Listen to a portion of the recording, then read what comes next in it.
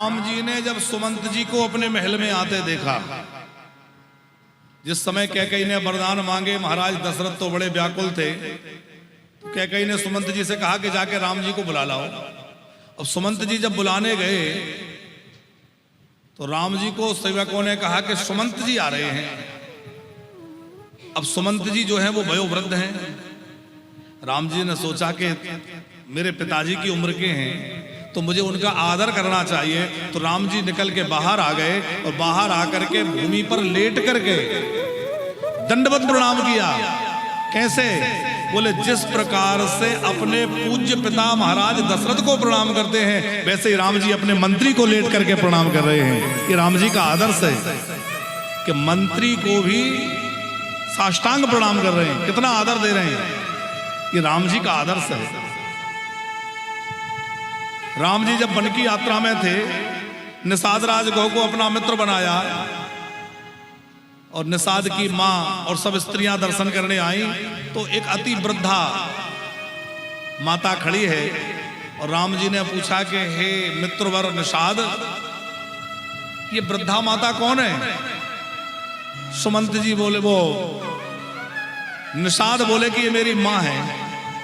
और जैसे ही राम जी ने सुना कि ये मेरे मित्र की मां है, तो मित्र की मां माने मेरी मां। तो जिस भाव से राम जी कौशल्या जी को प्रणाम करते हैं, उसी भाव से जो है उस निषाद की मां को भूमि पर लेटकर प्रणाम कर रहे हैं। आप विचार करो, उस भीलिनी के हृदय की क्या दशा हुई होगी कि चक्रवर्ती सम्राट दशरथ के पुत्र प्रभु श्री राम और मुझे प्रणाम कर रहे हैं। केवल उसके हाथों से आशीर्वाद नहीं, उसके मुंह से आशीर्वाद नहीं, बल्कि उसके रोम रोम से आशीर्वाद निकल गया होगा कि राम तुम धन्य हो। जब कोई बड़ों को प्रणाम करता है तो केवल बड़ों के मुख से ही आशीर्वाद नहीं निकलता, बल्कि उनके हृदय से आशीर्वाद निकलता है।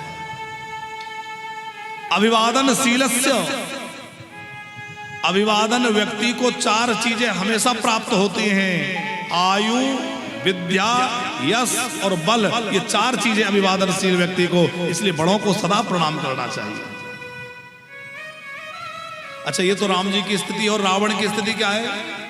रावण के खास नाना जी हैं, उनका नाम है माल्यवंत। और उन्होंने समझाया रावण को कि देखो दशानन, ये राम जी से विरोध करना ठीक नहीं है, ये राक्षस कुल के लिए अच्छी बात नहीं है, जानकी को लौटा दो।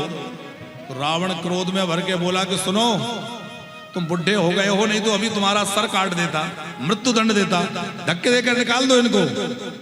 तो एक रावण है जिसके यहाँ खास नाना के साथ भी ऐसा व्यवहार के धक्के मारकर सभा से बाहर कर दिया गया। और एक राम जी हैं जहाँ मंत्री को भी पिता के समान आदर दिया जाता है। अब आप विचार कर लेना, यदि हमारे घरों में बुजुर्गों का सम्मान है तो हमारे यहाँ राम राज्य है, और बुजुर्गों का अपमान हो रहा है तो रावण की स्थिति हमारे घर में पैदा हो रही है। इन कथाओं से हमें यह समझना है कि हमारा जीवन राम से ज्यादा मेल खाता है कि रावण से?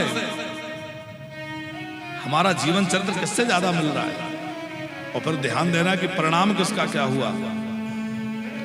वैसे तो रावण के पास संपत्ति ज्यादा थी, राम जी वनवासी रूप में है, रावण सोने की लंका में रहता है।